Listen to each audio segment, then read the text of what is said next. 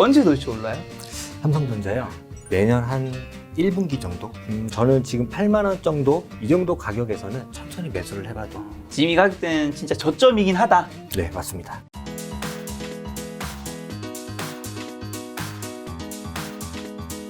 일단 뭐 부자들은 이런 네. 증시의 뭐 변동성에 조금 덜 흔들리실 것 같지만 네. 우리 개인 투자자는 이 낙엽처럼 흔들리기 때문에 이 이유는 좀 알고 가야 되잖아요. 그래도. 네. 최근에 뭐 환율이 좀 많이 올랐고요. 네. 1100원대에서 1130원, 40원대로 좀 많이 오르고 있고 네. 특히 어제 같은 경우도 환율이 장 후반으로 갈수록 환율이 좀 많이 올라갔던 부분이 있었습니다. 네. 그래서 환율에 대한 좀 아직 좀 변동성이 좀 큰 부분, 그런 부분이 전체적인 시장에 좀 악영향을 좀 많이 미치고 있다 이렇게 네. 보고 있고요.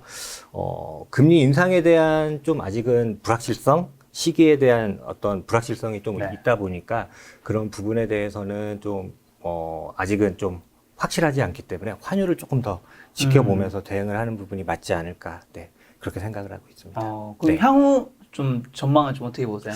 하반기 주식시장 전망은 뭐 저를 비롯해서 많은 전문가분들이 하반기는 굉장히 좀 좋게 보고 있는데 네. 저도 개인적으로 그 의견에 전적으로 동의를 하고 있고요. 그 근거는 혹시 어제 우리나라 지난달 경상수지가 굉장히 좋게 한국은행에서 발표를 했었습니다. 네네. 그리고 어제 또 주요 이벤트가 있었던 게 삼성전자의 실적이라든지 네. LG전자의 실적이라든지 네. 국내 내놓으라는 대기업들의 실적이 모두 다 시장 예상치를 뛰어넘는 좋은 실적이 나왔었어요. 컨센서스를 넘었었죠. 저는 조금 그런 부분에 조금 더 집중을 하는 게 좋지 않을까. 네, 지금 당장 오늘 시장이 0.7% 빠지고 코스닥이 1% 빠졌다. 이 부분도 무시할 수 있는 부분은 아니지만 그 밑에 있는 내부적인 이유를 조목조목 한번 브레이크다운해서 보신다면 좋은 뉴스도 많이 있습니다. 뭔가 시장 전체보다 어떻게 보면 그 기업의 실적 맞습니다. 그런 걸 좀 보자고 하신 것 같은데 네. 삼성전자 얘기해 주셔서 그런데 네. 삼성전자가 이번에 굉장히 몇 년 만에 굉장히 높은 매출액 영업이익이 나왔다고 제가 들었는데 네.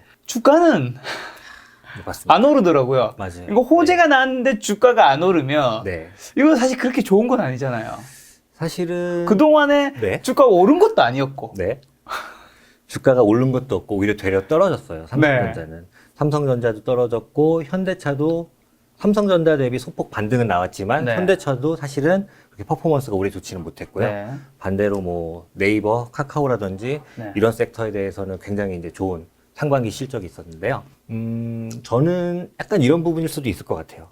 호재와 악재가 지금 혼재돼 있지만 삼성전자라든지 네. 현대차라든지 LG전자는 아직은 조금 더 악재에 민감하게 우리가 지금 반응을 하고 있고요. 호재는 여러 가지 이유로 좀 시장의 반응이 지금 덜 되고 있는 네. 그런 사이지 않을까 싶은데 아마 저를 포함해서 많은 이런 주식과 관련된 애널리스트 분들이라든지 매니저 분들도 어제 삼성전자 실적이 시장에서 반응을 하는 거 보고 좀 당황해 하실 수도 있을 것 같아요. 네, 신문기사 나왔더라고요. 맞습니다. 네, 저도 굉장히 많은 애널리스트 분들, 매니저 분들이랑도 서로의 의견을 교환을 많이 했었거든요. 네. 어제. 물론 또 고객분들도 많은 전화를 받았죠. 도대체 왜 삼성전자 안 오르는 거야? 그러니까 실적이 네. 이렇게 높게 나올지도 몰랐는데 네. 주가가 이렇게 떨어질지도 몰랐다. 네. 지금이 삼성전자가 어제 잠적 실적을 발표를 했지만 네. 아마 조만간에 이제 제대로 확정된 실적을 이제 발표를 할 겁니다. 네. 그때 가봐야 알겠지만 반도체에 대한 매출이나 수요, 실적, 영업이익은 괜찮았는데 네. 일시적인 이익 그리고 뭐 예를 들어서 스마트폰이라든지 네. 이런 부분에서의 이익이 굉장히 많이 나왔다고 해요. 네. 근데 사실은 작가님도 포함하고 저를 포함하고 네. 대부분의 투자자들은 삼성전자의 반도체를 메인으로 우리는 보고 있거든요. 그렇죠, 그렇죠, 그렇죠. 네. 스마트폰도 물론 굉장히 중요한 비즈니스 사업부지만 네. 스마트폰보다는 우리는 삼성전자 하면 반도체거든요. 반도체. 네. 네. 근데 반도체보다 그 외의 비즈니스의 수익이 좋았다. 이 부분이 조금 아직은 시장에서 네. 반도체를 조금 더 지켜봐야 되지 않겠냐. 이렇게 볼 수 있고요. 추가적으로 그 외에 작은 이슈도 하나 있었습니다. 사실은.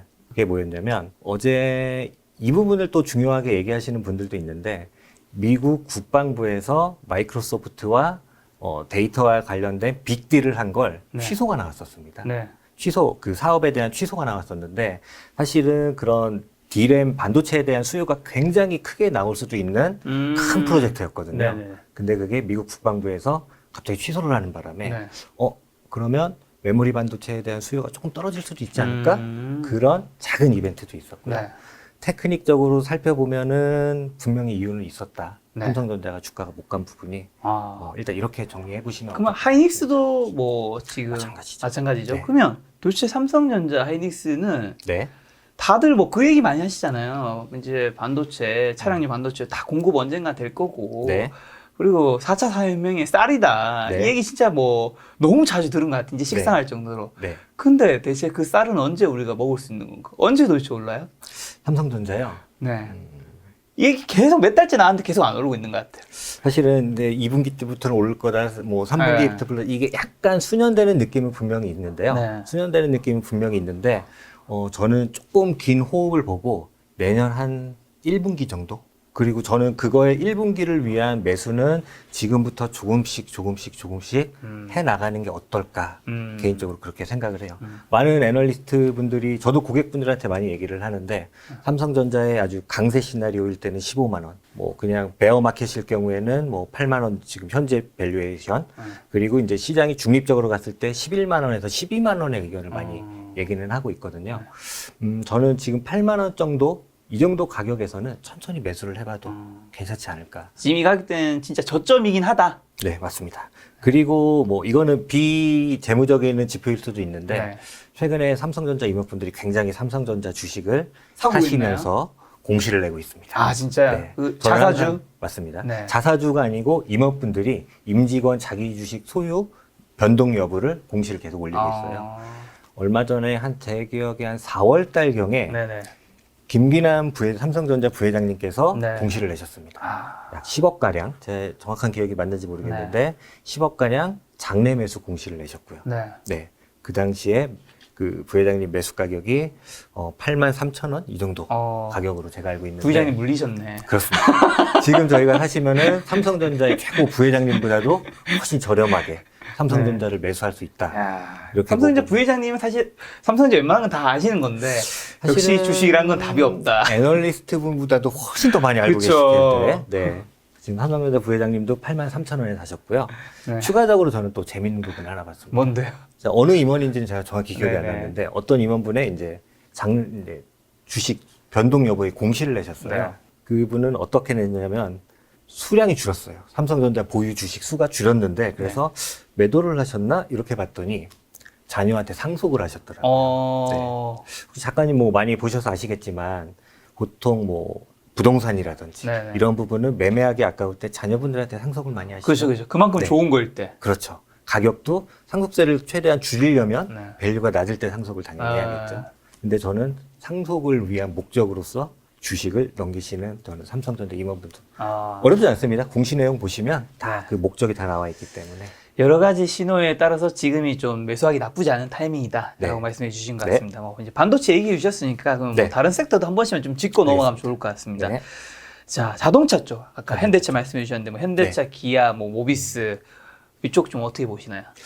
그 자동차가 네. 사실은 올 초 연초에 굉장히 기분 좋게 출발을 했다가 네. 좀 주춤 많이 했습니다. 네. 주춤했고 그리고 최근에 그래도 삼성 반도체 대비 조금 이제 반등을 나오고 있는 그런 과정 중에 하나 있는데 물론 글로벌 피어들 뭐 네. 포드라든지 GM이라든지 폭스바겐이라든지 네. 이 정도 대비 주가가 많이 못 오른 거는 맞아요. 네. 분명히 맞아요.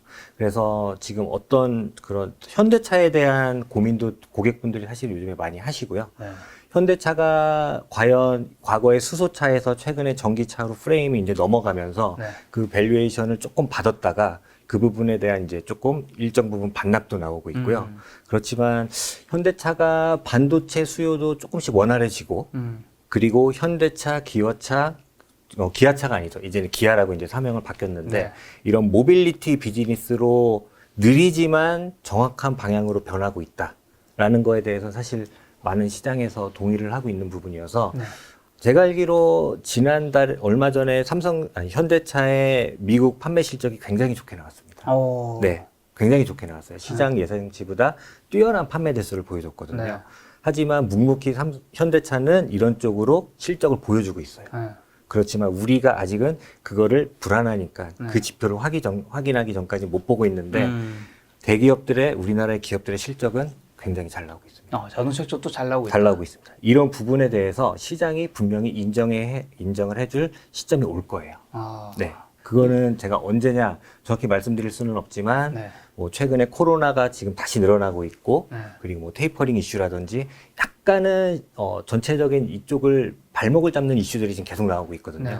이런 부분이 조금씩 해소가 된다면 지금 오히려 삼성전자, 현대차의 주가에 반영되지 못한 부분은 분명히 돌아올 시점이 올 거라고 보고 있습니다. 자동차 또 나쁘지 않게 보시는 것 같네요. 맞습니다. 네. 자, 그럼 2차 전지는요? LG화학, 삼성의 SDI, SK이노베이션. 2차 전지도 사실은 네. 최근에 조금 뭐 회사 분할 이슈라든지 그쵸, 2차 전지 많이 기업들이 뭐. 많이 있는 것 같아요. 네. 보면은 뭐 LG화학도 먼저 있었고 그리고 최근에 얼마 전 SK이노베이션도 네. 그 분할을 검토하고 있다. 네. 이런 발표를 했었고요. 그 부분에서 또 사실 지난 트라우마가 있다 보니까 네. 시장에서 좀 많은 하락이 그쵸. 있었습니다. 변동성이 많이 커졌고 얼마 전에 우리나라 수출 동향에서 네. 제 기억에 4번째인가 5번째로 제가 기억하는데 네. 수출량이 굉장히 많은 부분이 사실 2차 전지였어요. 네. 보통 반도체, 조선, 석유화학 제품, 네. 자동차, 그 다음이 사실은 2차 전지였고 그 매달 1일날 발표하는 거 말씀하시는 맞습니다. 거죠? 네. 제 기억에 4위에서 5위 정도의 품목으로 네. 2차 전지가 있었는데 2차 전지도 작년 대비 굉장히 많이 어. 수출량을 늘고 있거든요. 네. 네. 그리고 오늘도 2차 전지와 관련된 업체들이 증서를 계속 발표를 했습니다. 오늘 뭐 포스코 케미칼이 발표를 했었고요. 그러면서 뭐 시장에서 많은 시장에서 반응을 보여주기도 했었는데 네. 미래를 위한 투자들은 우리나라 기업들이 지금 많이 하고 있어요. 네. 많이 하고 있고 뭐 경쟁사라든지 뭐 중국이라든지 일본 파나소닉이라든지 경쟁사의 경쟁도 워낙 치열하기는 하지만 우리나라 2차 전지 기업들도 선제적으로 네. 지금 미래를 위한 투자를 많이 하고 있고 그거에 따른 실적도 지표로서 숫자로서 보여주고 있기 때문에 2차 전지도 조금 작년과 같은 퍼포먼스를 지금 못 보여주고는 있는데 숫자로서 보여주고 있기 때문에 네. 이런 전체적인 시장적인 저는 이슈로 보고 있습니다. 주식시장에 대한 좀 약간 여러 가지 좀 주가의 밸류에이션을 내릴 수 있는 그런 네. 요인들이 좀 있었잖아요. 개별 회사의 뭐 문제가 특별히 있는 것 같지는 않았다. 사실은 다들 너무 잘 돌아가고 있다고 판단하고 있습니다. 네. 지금 자동차, 뭐 반도체, 2차 전지까지 다 좋게 얘기해 주셨는데 네. 이거는 진짜 뭐 주가 자체가 많이 오른 섹터죠. 네. 인터넷 섹터, 뭐 인터넷 섹터. 네이버, 카카오. 네. 올해 뭐 주식시장에 카카오가 다 했다. 맞습니다. 뭐 이런 얘기 많이 들리는데 네. 이쪽은 당연히 좋게 보실 것 같긴 한데. 저도 사실은 꾸준히 고객분들한테 추천 포트폴리오로 카카오와 네이버를 많이 얘기를 했었고요. 네. 저도 사실은 이렇게 많이 빠른 시간에 올 거라고는 저도 생각을 못 했어요. 네네. 네. 생각을 못 했고, 물론 계속 지금 저도 뭐 모니터링을 하고, 지금 이거를 어떤 식으로 대응을 해야 될지 고민을 하고 있는데, 장기적으로는 계속 좋게 보고 있습니다. 장기적으로는 좋게 보고 있는데, 단기적으로는 이런 표현하면 어떡할지 모르겠어요. 약간 오버슈팅 되지 않았을까. 네. 그런 부분이 좀 있고요. 그리고 카카오 같은 경우는 이제 조만간 한 달 내에 굉장히 많은 계열사들이 지금 상장을 지금 예정을 하고 있어요. 언제 하죠, 대충? 지금 카카오뱅크와 카카오페이가 네. 아마 8월 초부터 지금 상장을 지금 연이어서 지금 준비를 하고 있습니다. 그 이외에 뭐 크래프톤이라는 큰 게임 회사도 지금 상장을 준비하고 있어갖고 이런 기업들이 상장을 예정을 하고 있는데 그런 모 회사인 카카오에 대한 밸류에이션은 지금 시장에서 많이 반영을 되고 있지 않을까. 네. 그런 생각을 하고 있어요. 그래서 단기적으로는 그런 자회사의 상장에 대한 프리미엄 밸류에이션이 좀 반영돼 있지 않나 이렇게 싶고요. 그래서 조금 장기적으로는 뭐 여전히 좋게 보지만 단기적으로는 일부 차익 실현을 해서 포트폴리오를 조금 조정하시는 것도 좋지 않을까. 네, 그렇게 한번 생각을 하고 있습니다. 시가총액 10위 안에 이제 마지막 섹터죠. 이제 바이오, 뭐 삼성 바이오로직스와 셀트리온이 있는데 네, 여기만 좀 마지막 부탁드립니다. 알겠습니다. 작년 하반기부터 그렇게 바이오는 전체적으로 그렇게 썩 좋지는 않았던 것 같아요. 네, 물론 삼성 바이오로직스는 뭐 큰 계약이나 수주권들이 연이어 있어갖고 주가는 바이오 섹터 내에서 유일하게 계속 좋은 우상향 흐름을 보여줬는데 셀트리온이라든지 유한양행이라든지 뭐 그런 기업들이라든지 아니면 SK 바이오팜 작년에 상장 이후에 좀 주가가 많이 하락된 부분도 있었는데 저는 개인적으로 오히려 이렇게 퍼포먼스가 안 좋았던 바이오 기업들, 큰 기업들, 우량 기업들을 조금씩 저가 매수함으로 한번 접근을 해보면 어떨까. 그런 식으로 생각을 좀 많이 해보고 고객분들한테도 조금씩 그런 식의 이제 제안을 드리고 있습니다. 물론 당장 바이오 기업들이 조금 주춤한 지금 주가 포지션을 빠르게 반등할 거라고 보지는 않고 있어요. 네. 빠르게 반등할 거라고 보지는 않고 있는데 다른 여러 가지 시장 대비 좀 많이 언더퍼폼했고요. 네. 순환매도 바이오도 분명히 돌아올 수 있다. 그런 면에서는 바이오도 이럴 때 조금씩 저가 매수를 한번 검토해 보시는 것도 저는 긍정적으로 보고 있습니다. 나쁘게 보는 게 없는데요? 전체적으로 주식시장이 네. 나쁘게 볼 이유가 저는 사실 개인적으로 없을 것 같아요. 아, 네. 지금은. 맞습니다. 네, 그게 대신증권의 전체 입장도 사실 좀 그렇잖아요. 맞습니다. 3,230에서 3,600을 지금 아마 그 리포트가 나왔던 것 같아요. 몇 개월 전부터. 맞습니다. 네. 그거와 관련해서 제가 에피소드를 하나 잠깐 네. 해드릴까요? 여기 김작가 TV에서 많이 출연을 했었던 이경민 이제 팀장님. 이경민 팀장님이 계세요. 이제 저랑 이렇게 뭐 많은 통화를 하고 네네. 굉장히 또 제가 부탁할 때 많은 또 도움을 주기도 했는데 네. 작년 제 기억에 한 10월경에 네. 작년 10월경에 이제 제가 이제 거래하는 법인에서 내년도 주식시장 전망 및 금리, 환율 이거에 대한 세미나를 한번 요청했던 적이 한번 있었습니다. 네. 네. 그래서 제가 전문가는 아니니 저희 회사의 최고의 전문가인 이경민 팀장님께 제가 부탁을 했죠. 팀장님, 제 법인 고객들이 이런 요청을 하는데 한번 부탁드립니다. 아, 4번 타자가 나갔네. 맞습니다. 네. 그래서 제가 모시고 직접 이경민 팀장을 저희 본사에서 제 차로 픽업을 해서 이제 고객 법인 쪽으로 갔죠. 네. 네, 갔더니 그 법인 이제 그룹인데 네네. 회장님 포함 수많은 임원분들이 네. 이렇게 뚫어져라 이렇게 때려보시면서 이제 저희의 이제 세미나를 듣고 계셨어요. 그러면서 그때 이경민 팀장이 어떤 얘기를 했냐면 전체적으로 뭐 이런 흐름의 주식시장에 대해서 얘기를 하다가 네. 그래서 마지막 결론은 저희는 내년에 2포인트를 예상을 합니다. 네. 라고 했던 게 3,200포인트였습니다. 자, 그 당시에 몇 포인트였죠? 그 당시에 코스피가 2,300포인트 내외였습니다. 아. 네. 사실은 한켠에 옆에 앉아있던 저도 네. 살짝 어깨가, 가만히 듣고 있었는데 살짝 어깨가 올라갔고요. 네. 뭐지? 너무 센데? 네. 시장이 앞으로 여기서 50% 더 오른단 말이야? 네. 이미 올랐는데 50%가. 네. 그때 이제 그 그룹의 회장님께서 가만히 손을 드시면서 이제 질문을 하셨죠. 네. 딱 요즘 유행하는 말로 약간 이런 톤이었어요. 이복의 젊은이 너무한 거 아닌가? 3,200포인트가 웬 말이야? 약간 이런 질문으로 그죠. 질문을 하셨죠. 사실은 옆에서 앉아 듣고 있던 저도 사실은 약간 제 귀를 의심했을 정도였으니까 네. 사실은 작년 10월 말을 생각하시면 네. 코로나로 인해서 1,400포인트까지 급락했다가 네. 강하게 반등이 나오면서 2,300포인트까지 왔고 네. 이 2,300포인트에 올라와 있는 우리 자체도 사실 이제 불안을 느끼고 있었거든요. 맞아. 이거 맞는 거야? 지금 우리 2,300 있어도 돼? 네. 한 2,000 아래 있어야 될 것 같은데? 네. 그런 불안감을 느꼈었거든요. 근데 그때 이제 이경민 팀장이 어떤 얘기를 했냐면 네. 나는 보수적인 밸류에이션을 했다. 음.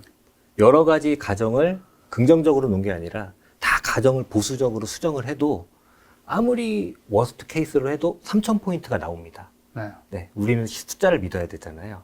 그쵸. 네, 저는 그때 그 세미나를 끝나고서 다시 이경민 팀장과 둘이 나와서 팀장님 너무 세게 얘기한 거 아니에요? 네. 그러니까 팀장님께서 하시는 말씀이 자기는 사실은 더 벌 수도 있다. 하지만 보수적으로 제시를 우리는 항상 고객들한테 보수적으로 얘기를 해야 되기 때문에 그랬던 에피소드가 한 번 있어요. 야. 네. 그래서 저는 드리고 싶은 말씀이 사실은 우리가 우리 스스로를 너무 디스카운트하는 경향이 있어요. 네네. 네. 우리나라 기업을 너무 디스카운트해서 보고 음. 사실 외국인들은 그렇게까지 디스카운트하지는 않거든요. 네네. 근데 우리는 좀 너무 우리 스스로를 저평가하지 않나. 왜? 우리나라 기업들은 지금 이렇게 실적을 잘 보여주고 있거든요. 잘 보여주고 있는데. 이거에만 조금 더 집중했으면 좋겠어요. 아, 지금 외국인 얘기하셔서 그런데 네. 그럼 최근에 뭐 기관, 외국인, 개인 좀 어떤 투자 동향을 보이고 있나요? 사실은 저는 외국인도 외국인이지만 제일 많이 매도 물량이 나오는 건 사실 기관으로 그러니까요. 지금 보고 있거든요. 네. 우리는 뭐 보통 외국인 매도가 얼마 나왔다, 네. 뭐 뉴스에 이런 거에 사실 집중을 하는데 물론 외국인 매도가 그만큼 나온 건 맞습니다. 네. 그만큼 나왔는데 사실 기관 투자자도 그에 못지않는 네. 매도 물량을 많이 받고 있고 사실은 개인들이 지금 많이 매수에 지금 동참하고 있는 이런 상태인데 네. 기관들과 외국인은 왜 팔까? 왜 팔까? 왜요?